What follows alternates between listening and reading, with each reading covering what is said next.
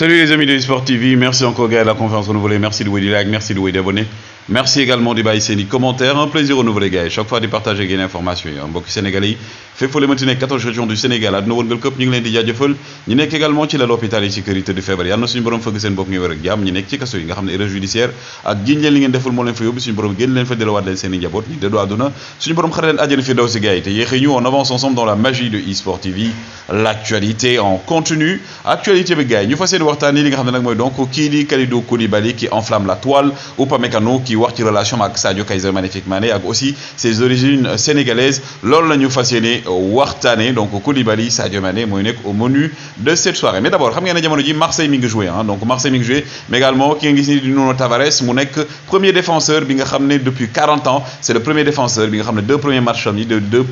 yi il a marqué des buts donc mu nekk kii di Nuno Tavares loolu nag gëjoon na am ci Ligue 1 française depuis 40 ans donc le joueur donc prêté par Arsenal moo def lu ni mel ki nga gis également de Vitinha le joueur portugais plutôt du Paris Saint-Germain 3 matchs yi ñu génn yëpp dafa def 3 matchs am 3 cartons jaunes tax na 4e match bu Paris Saint-Germain contre l'AS Monaco moom mi Vitinha du daal di jouer donc il serait fort probable kii di donc Sanchez wala boog kii di donc Paredes daal di jouer à sa place ñaar ñi nag di donc Thomas Tuchel ak Antonio Conte il risque gros par rapport ak des sanctions yoo xam ne la Premier League nañ ko def gannaaw seen altercation bu métti bi nga xam ne am na après match bi ba ñoom ñaar yëpp ñu jël daal di jël carton rouge pendant ce temps également Harry Kane qui donc devient donc le 4e joueur à ex-aequo avec Kun Agüero ci meilleur buteur Premier League histoire bi Alan Shearer moo nekk ci kaw Wayne Rooney Andrew Cole donc Sergio Agüero Harry Kane ak Lampard donc ñoo fa nekk donc à la 4e et la 5e position et fii Moussa Niakhaté qui aujourd'hui est sorti du lot parce que du côté de Nottingham Forest bokk nañ ci joueurs yi nga xam ne ñoo gën a ëpp note aujourd'hui gis ngeen ko encore il est dans les airs donc kii di donc Moussa Niakhaté qui va bientôt commencer à jouer avec un certain Cheikhou Kouyaté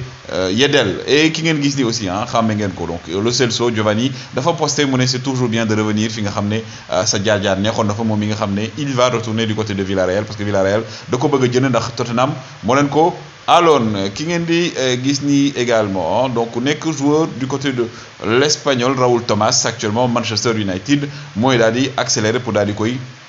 jënd l'attaquant donc de l'Espagnol Raúl Tomás nga xam ne club yu bëri ñu ko doon convoité mais actuellement daal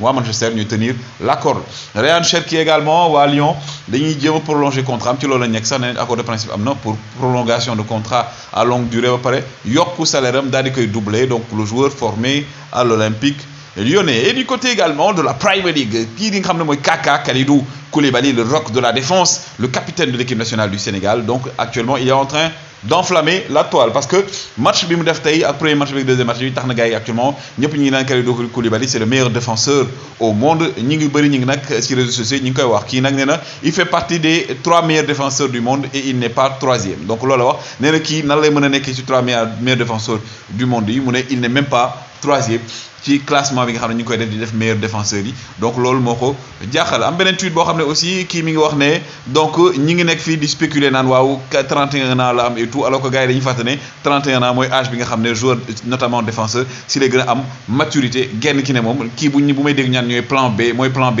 ay équipe yu ci mel ne Barça ay Real la may def ñii aussi ne United bi nga xam ne moom tey dañoo préféré bàyyi Kalidou Koulibaly jënd ki nga xam ne mooy Harry Maguire ay Real la may def donc aujourd'hui di wane ne aujourd'hui Kalidou Koulibaly moom daal du côté de la Premier League ñëpp d'accord nañ ne il est en train de faire machallah laf cat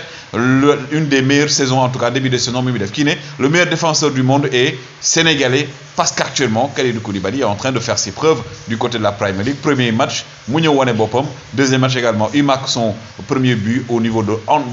de son stade le stade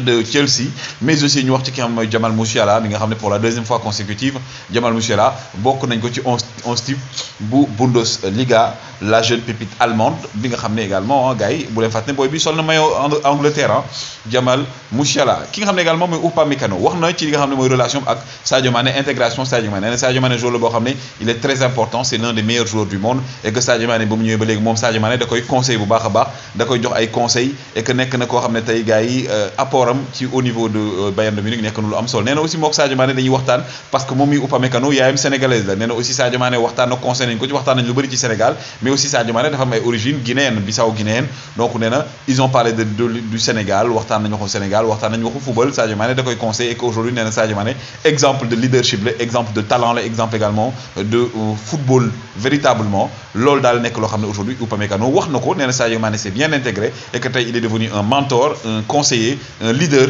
dans le groupe dans le vestiaire et aussi pour les jeunes joueurs comme moom mi en tout cas les gars c'était les informations que je voulais vous donner lan ngeen xalaat ni aujourd'hui appréciation bi gars yi def ci performance su Kalidou Koulibaly Sadio Mané ak aussi li Upamecano wax way leen di like way leen di abonné on avance ensemble dans la magie de eSport TV gars yi jaa ngeen